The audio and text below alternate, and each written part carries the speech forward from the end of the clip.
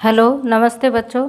आज हम BA part second paper first में जो प्रथम चैप्टर चल रहा है रामचंद्रिका केशवदास द्वारा विरचित, जिनकी रचना 1601 ईस्वी में हुई थी, उसमें हमारा परशुराम संवाद चल रहा है जो 12 तक हो गए हैं। अपने 13 से 17 तक अब करेंगे, जिनके शब्दार्थ हैं वो लिखे हुए हैं 13 नंबर का, 14 का, 15 का, 16 का और 17 का।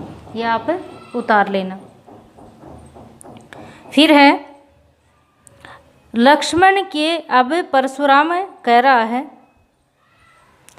लक्ष्मण के पुरुखान कियो पुरुषार्थ सो न कहो परई, वेश बनाए कियो वनितानन को देखत केशव हऊ हरई, कूर कुठार निहार तजे फल ताको वहे सो हियो जरई, आजुत केशव तव को माधिक क्षत्रिन पे जो दया करई। अब क्या होता है, परशुराम जी कहते हैं, परशुराम जी अत्यधिक क्रोधित होते हुए कहते हैं कि वे लक्ष्मण की बातों को सुनकर के क्रोधित हो जाते हैं। उसके बाद कहते हैं पुरुषान का अर्थ होता है पूर्वजों ने, बनी तान का अर्थ होता है स्त्री, पूरी शान का अर्थ है पूर्वजों ने, बनी तान का अर्थ है स्त्री का, कूर का अर्थ है कठोर, और तो कऊ का अर्थ है तुम्हें, महाधिक का अर्थ है अत्यधिक धिक्कार। अब क्या होता है, अब आपसे प्रसंग पूछे तो परशुराम संवाद से लिया गया है और महाकवि केशवदास ने बताया है कि जब लक्ष्मण ने परशुराम को मातृवध का उत्तराधिकारी ठहराया तो परशुराम का क्रोध है वो और भी ज़्यादा बढ़ जाता है। तब उसके बाद वह तीव्र आवेग में अपने कुठार को संबोधित करते हुए कहते हैं, हे कुठार, लक्ष्मण के पूर्वज, लक्ष्मण के पुरुषान कियो पुरुषार्थ सो न कहो हरई, वेश बनाए कियो वनितन को देखन केशव को हरई। अब क्या होता है, अपने परशुराम अपने कुठार को संबोधित करते हुए कहते हैं, हे कुठार, लक्ष्मण के पूर्वज अर्थात रघुवंशियों क्षत्रियों ने मुझसे डरकर जिस वीरता और पराक्रम को प्रदर्शित किया है उनका वर्णन नहीं किया जा सकता। ये किसके, ये व्यंग्यार्थ किया गया है। यहाँ व्यंग्यार्थ से ये बात रघुवंशियों ने भी कठार के भय से कि मुझे नपुंसकता दिखाई है। अब कहता है, क्रूर कुठार निहार ही तजे फलता को तजे यही हो हियो जरई, आजू ते तो को वह बंधु महाधिक क्षेत्रीय पे जो दया करई। अब क्या कहता है कि उन रघुवंशियों ने तुम्हारे भय से नारी का रूप वेश धारण किया है, कि मेरे तेरे परसे को कहता है कि तेरे डर के कारण रघुवंशियों ने क्या किया है, आज बनिता नारी का रूप धारण किया है, जिसका दृश्य बड़ा ही मनोरम है, सुंदर लग रहा है। अरे कुठार, क्रूर परशु, तुमने इनको नारी बनाकर छोड़ दिया, नारी जानकर छोड़ दिया है, कि भाई नारी अबला समझकर आपने इसको छोड़ दिया है, जिनका परिणाम आज तेरे समक्ष है कि ये है लक्ष्मण उसे वंश में उत्पन्न होकर आज जली कटी मुझे जली कटी सुना रहा है।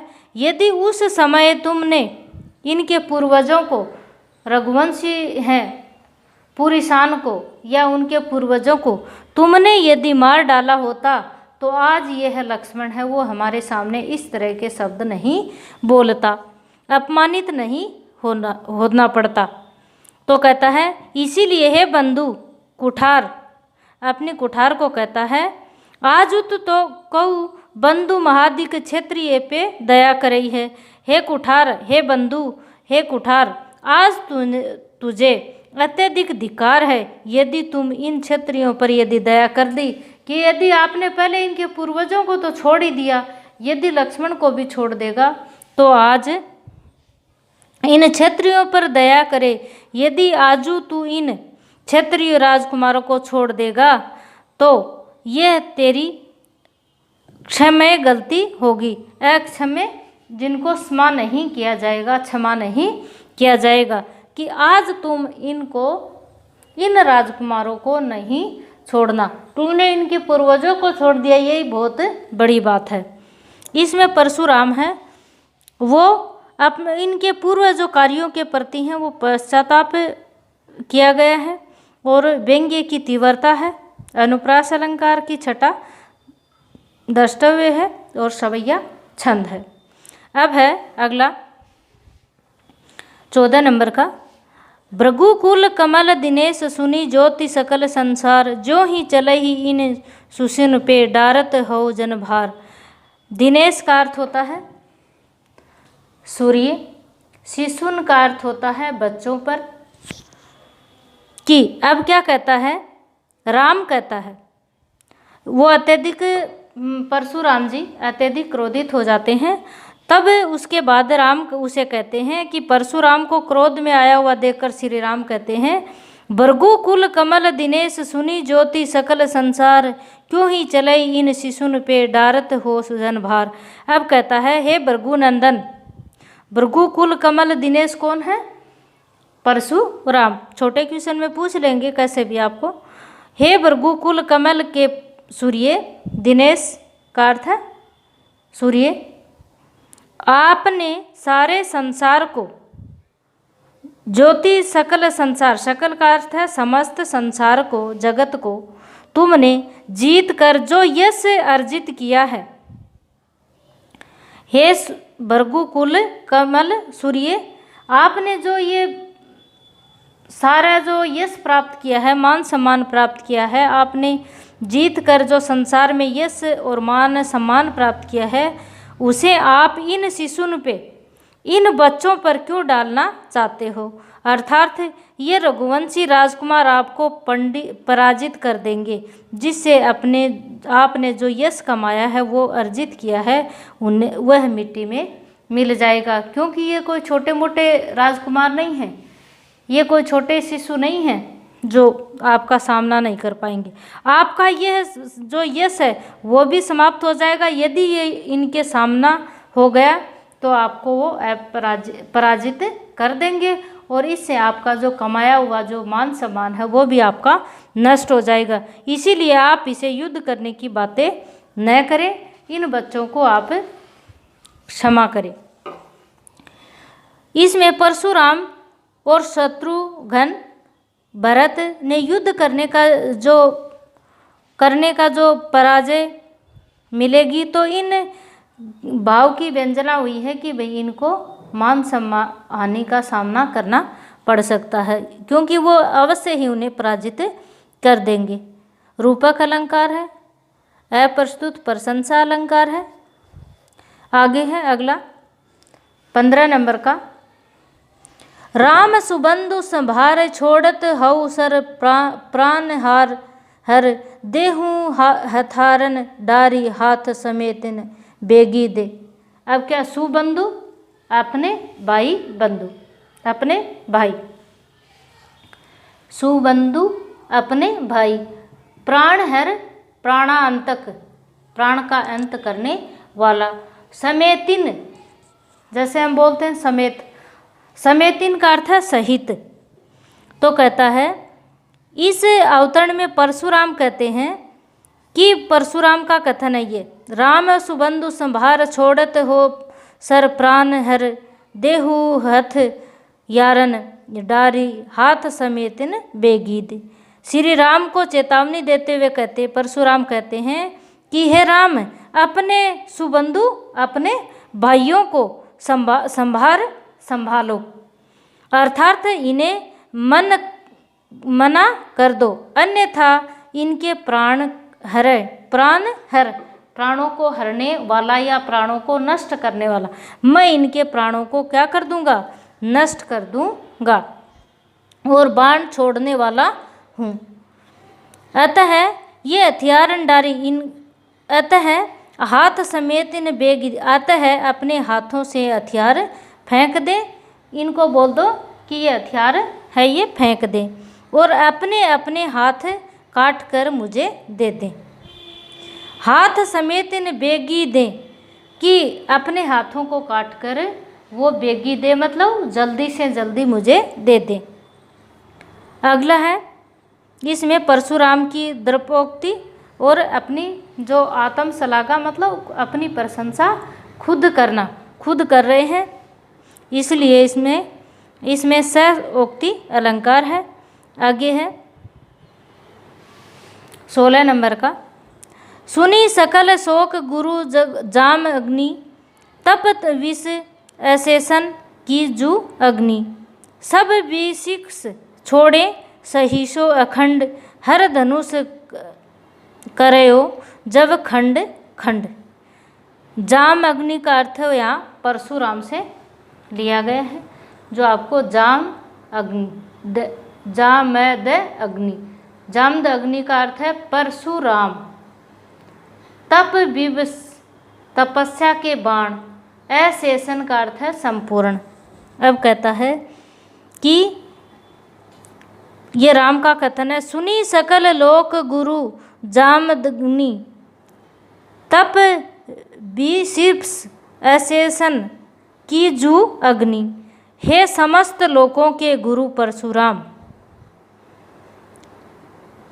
सुनिए, सुनी सकल, आप एक नहीं, जितने भी बाण हैं आपके पास, उन सभी को तथा तपस्या के बाणों को एक बार में ही हम पर छोड़ दीजिए। आपको बार बार नहीं छोड़ना पड़ेगा, कि यदि हमारे ऊपर आप बाण चलाना चाहते हो तो आप एक ही साथ समस्त बाणों को आप हमारे ऊपर चला दो। तब विशिष छाड़ी सहियो अखंड, हर धनुष करयो जब खंड खंड। मैंने तो शिव धनुष का खंडन किया है, मैं आपके समस्त बाणों की अखंड धारा को सहन कर लूँगा। कि मैंने तो ये काम किया है, इन्होंने तो कोई तोड़ा ही नहीं है। भाई दोस्त तो किसका है? मेरा है। आशय ये है इसका अर्थार्थ, हाथों से मैंने जिन हाथों से मैंने शिव धनुष को खंड खंड किया है, उन्हीं हाथों से आपके बाण के प्रहारों से निष्फल कर दूंगा। फिर भी मैं आप पर वार नहीं करूंगा। कि आप चाहे मेरे हाथों को संपूर्ण नष्ट कर दो, लेकिन आप ब्राह्मण होने के कारण, क्षत्रिय हैं, रघुवंशी हैं, अबला स्त्री, गाय पर, ब्राह्मण पर और निर्बल पर हथियार नहीं चलाते हैं। तो कहता है मैं ये आपको छोड़ दूंगा, मैं आप पर वार नहीं करूंगा। यमक है, पुनरुक्ति प्रकाश है और परिकर अलंकार का प्रयोग हुआ है। अगला है 17 नंबर का, बान हमारे न केतन त्राण, विचारी विचारी विरंची करे हैं। गोकुल ब्राह्मण नारी नपुंसक, जे जग दीन स्वभाव भरे हैं। राम कहाँ कहियो तिनको, तुम बालक देव अदेव डरे हैं। गादी के नंद तिहारे गुरु, तिनायो ऋषि वेश कियो उभारे हैं। विरंची का अर्थ है ब्रह्मा, विरंची का अर्थ है ब्रह्मा। गोकुल का अर्थ है गायों, गो का अर्थ गाय हो गए, गायों का, कुल का अर्थ हो गया झुंड, गायों का समूह है, गायों का झुंड। अदेव का अर्थ है राक्षस, गाधी के नंद का अर्थ है विश्वामित्र। अब क्या होता है, परशुराम कहते हैं, अब परशुराम है, जब श्री राम ने परशुराम से कहा कि अपने समस्त बाणों को मुझ पर प्रहार कर दीजिए, मैं सहन कर लूँगा, तब परशुराम अपने बाणों की विशेषता का उल्लेख करते हुए कहते हैं, हे राम, प्राण हमारन तन त्राण, विचार विचार विरंच करे हैं। हे राम, मेरे बाणों से अपने प्राणों की रक्षा करने वाले लोगों को ब्रह्मा ने ही काफ़ी सोच विचार कर बनाया है। कि मेरे जो मेरे बाणों को, मेरे बाणों से रक्षा करने वाले, जो प्राणों की रक्षा करने वाले लोगों को ब्रह्मा जी ने बहुत ही सोच समझकर बनाया है।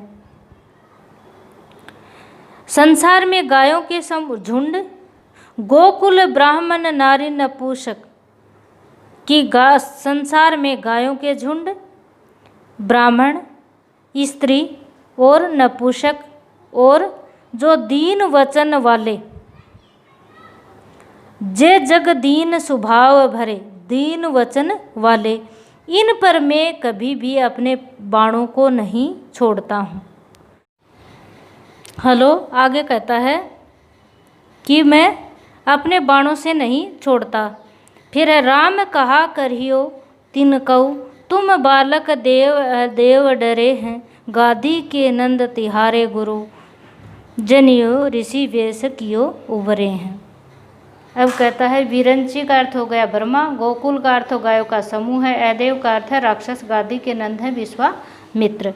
तो कहते हैं कि इन बाणों से देवता, देव अदेव डरे, मतलब देवता और राक्षस सभी भय डरे का अर्थ होता है भयभीत हो जाते हैं। तिहारे गुरु, तुम्हारे गुरु, गाधी के पुत्र, गाधी के नंद या गाधी के पुत्र अर्थात विश्वामित्र जी के लिए आया है। पूछ रहते हैं कि गाधी के नंद किसके लिए आया है, तो विश्वामित्र जी के लिए आया है जो राम के गुरु हैं। तो कहता है तिहारे गुरु गाधी के नंद, तो तुम्हारे गुरु हैं विश्वामित्र जी, इन मेरे बाणों से इसीलिए बच गए कि इन्होंने क्षत्रिय होते हुए भी ऋषि का वेश धारण करा, जिन्हों वेश ऋषि वेश कियो उभरे हैं, जिन्होंने ऋषियों का वेश बना लिया है, इस कारण वे बच गए, अन्यथा इनकी कोई भी बचने के, मेरे बाणों से बचने की कोई भी इनसे रक्षा नहीं कर सकता, मेरे बाणों से इनकी कोई रक्षा नहीं कर सकता। विश्वामित्र का उल्लेख यहाँ इसलिए बताया गया है कि परशुराम ऋषि होने के कारण इन पर प्रहार नहीं करता है। प्राणों में क्षत्रिय बाणों से कौन है, सभी क्षत्रिय भयभीत रहते हैं। वो कहता है कि मेरे बाणों से सभी क्षत्रिय भयभीत रहते हैं। अनुप्रास, विप्सा, परिसंख्या और काव्यालिंग अलंकार का प्रयोग, सुंदर प्रयोग हुआ है। सवैया नामक छंद है जिसमें नाद सौंदर्य भी है और मैत्री पद भी है। अब है परशुराम संवाद में अपना एक बड़ा पद और है, वो हम अगले अपनी जो कक्षा होगी उसमें करेंगे। धन्यवाद, आप पढ़ते रहना।